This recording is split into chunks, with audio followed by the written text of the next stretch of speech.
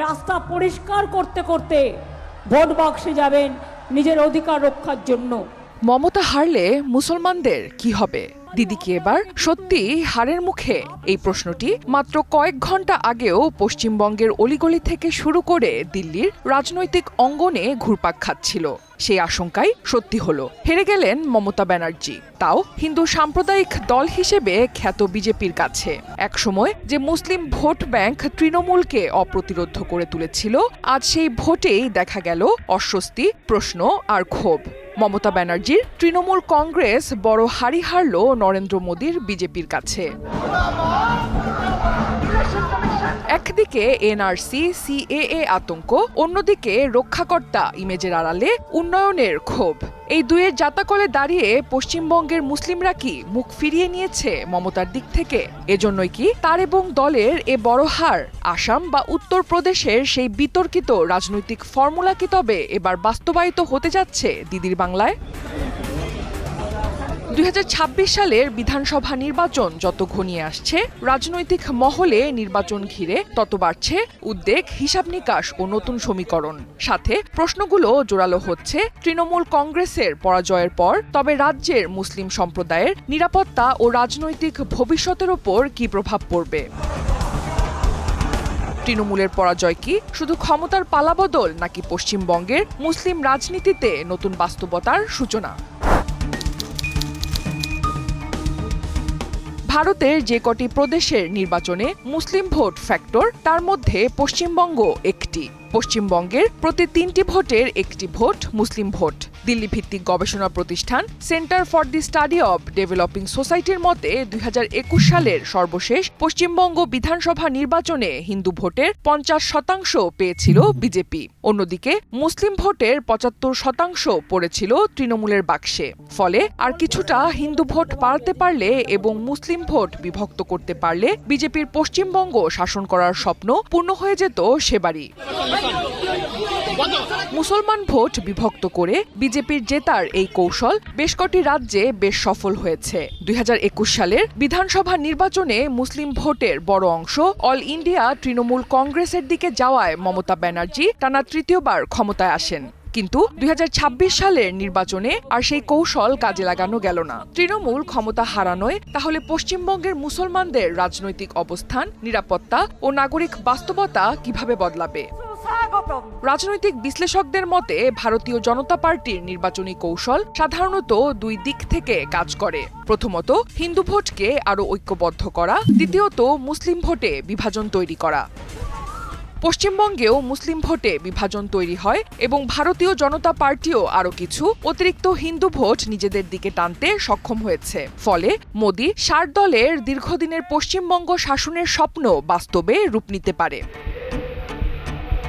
পশ্চিমবঙ্গের বহু বিধানসভা আসনে মুসলিম ভোট সরাসরি ফল নির্ধারণ করে। তাই তৃণমূল কংগ্রেসের সম্ভাব্য পরাজয় শুধু একটি রাজনৈতিক পালাবদল নয়, এটি মুসলিম ভোট ব্যাংকের নতুন বাস্তবতা, রাজনৈতিক পুনর্বিন্যাস এবং ভবিষ্যৎ নিরাপত্তার প্রশ্নকেও সামনে নিয়ে আসছে। 2026 সালের নির্বাচন তাই পশ্চিমবঙ্গের মুসলিম রাজনীতির জন্য একটি বড় পরীক্ষা হিসেবে দেখা হচ্ছে। দুই বিড়ালের ঝগড়ায় বানরের লাভ। সহজ ভাষায়, যখন দুই পক্ষ নিজেদের মধ্যে ভাগ হয়ে যায় তখন লাভটা তৃতীয় পক্ষ নিয়ে যায়। আসামের রাজনীতিতে মুসলিম ভোটের বিভাজন সেই তৃতীয় পক্ষ হিসেবে বিজেপিকে সুবিধা দিয়েছিল। আসামের রাজনৈতিক অভিজ্ঞতা এখন পশ্চিমবঙ্গের নির্বাচনী আলোচনায় বারবার উঠে আসছে। কারণ আসামে মুসলিম ভোটের বিভাজন শেষ পর্যন্ত ভারতীয় জনতা পার্টির জন্য রাজনৈতিক সুবিধা তৈরি করে ক্ষমতায় যেতে পেরেছিল। আগে আসামে মুসলিম ভোটের বড় অংশ কংগ্রেসের দিকে যেত, কিন্তু পরে আসামে all India United Democratic front মাঠে আসার পর সেই ভোট দুই ভাগে ভাগ হয়ে যায়। ফলে বিরোধীদের শক্তি দুর্বল হয়ে পড়ে আর সেই সুযোগে বিজেপি জিতে সরকার গঠন করে। রাজনীতিতে একটা কথা আছে, দুই নৌকায় পা দিলে নদী পার হওয়া যায় না। অর্থাৎ শক্তি যদি এক জায়গায় না থাকে তাহলে ফলও দুর্বল হয়। আসামের ক্ষেত্রে ঠিক সেটিই হয়েছে। রাজনৈতিক বিশ্লেষকদের আশঙ্কা, পশ্চিমবঙ্গেও যদি মুসলিম ভোট বিভিন্ন দলে ভাগ হয়ে যায় তাহলে একই ঘটনা ঘটতে পারে, কারণ পশ্চিমবঙ্গের বহু আসনে মুসলিম ভোটই জয় পরাজয়ের বড় ফ্যাক্টর। তাই এখন বড় প্রশ্ন, মুসলিম ভোট কি একজোট থাকবে নাকি ভাগ হয়ে গিয়ে নির্বাচনের ফল বদলে দেবে? দীর্ঘদিন ধরে পশ্চিমবঙ্গের মুসলিম ভোটের বড় অংশ তৃণমূল কংগ্রেসের পাশেই ছিল, কারণ অনেকের বিশ্বাস ছিল মমতার নেতৃত্বে তারা রাজনৈতিকভাবে নিরাপদ থাকবে। কিন্তু সময়ের সঙ্গে মুসলিম ভোটারদের একাংশের মধ্যেও প্রশ্ন বাড়ছে। তাদের অভিযোগ, রাজনৈতিক নিরাপত্তার কথা বলা হলেও উন্নয়ন, শিক্ষা, চাকরি ও সামাজিক অগ্রগতির ক্ষেত্রে প্রত্যাশা অনুযায়ী পরিবর্তন আসেনি। ফলে এখন অনেকেই ভাবছেন তৃণমূলের বাইরে কি নতুন কোনো নেতৃত্ব বা রাজনৈতিক বিকল্প আছে? এই জায়গাতেই নতুন সমীকরণ তৈরি হয়েছে। অল ইন্ডিয়া মজলিসি ইত্তেহাদুল মুসলিমিনের মতো দল পশ্চিমবঙ্গে নিজেদের জায়গা তৈরি করার চেষ্টা করছে। তারা দাবি করছে মুসলমানদের নিজস্ব রাজনৈতিক কণ্ঠস্বর দরকার। কিন্তু এখানে বড় প্রশ্ন, যদি মুসলিম ভোট একাধিক দলে ভাগ হয়ে যায় তাহলে সেই বিভক্ত ভোটের সুযোগ নিতে পারে জনতা পার্টি। অর্থাৎ ভোট যত ভাগ হবে রাজনৈতিক শক্তি তত কমবে। বিজেপি দীর্ঘদিন ধরে অভিযোগ করে আসছে যে তৃণমূল সরকার অবৈধ বাংলাদেশি অনুপ্রবেশকারীদের আশ্রয় দিচ্ছে। দলটির নেতারা বারবার বলেছেন তারা ক্ষমতায় এলে অনুপ্রবেশকারীদের চিহ্নিত করে ব্যবস্থা নেবে। এই বক্তব্যকে ঘিরে রাজ্যের মুসলিম সমাজের একাংশের মধ্যে উদ্বেগ তৈরি হয়েছে।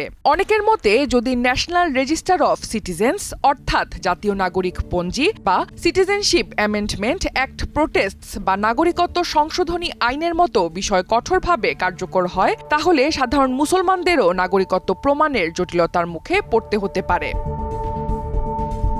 সহজ কথায় ভয়টা হলো ধানের সঙ্গে ঘুনো পিষে যায়, অর্থাৎ অবৈধ অনুপ্রবেশকারীদের বিরুদ্ধে ব্যবস্থা নিতে গিয়ে বৈধ নাগরিকরাও হয়রানির শিকার হতে পারেন, এমন আশঙ্কা অনেকের মধ্যেই রয়েছে। রাজনৈতিক পর্যবেক্ষকদের মতে তৃণমূলের হারের ফলে পশ্চিমবঙ্গের রাজনীতিতে মেরুকরণ আরও বাড়তে পারে। এতে মুসলমানদের রাজনৈতিক অবস্থান নতুনভাবে গড়ে উঠতে পারে। অন্যদিকে বিজেপির দাবি তারা ক্ষমতায় এলে রাজ্যে আইনশৃঙ্খলা, নিরাপত্তা ও উন্নয়নের ওপর গুরুত্ব দেবে। কিন্তু মুসলিম সমাজের বড় অংশের কাছে প্রশ্ন থেকেই যাচ্ছে, এই পরিবর্তন তাদের জন্য নিরাপত্তা বয়ে আনবে নাকি নতুন অনিশ্চয়তা তৈরি করবে। আগুন নিয়ে খেললে ধোঁয়া সবার ঘরেই লাগে। রাজনৈতিক পরিবর্তনের প্রভাব শুধু দলীয় পর্যায়ে সীমাবদ্ধ থাকে না, সমাজের সাধারণ মানুষের জীবনেও তার প্রভাব পড়ে।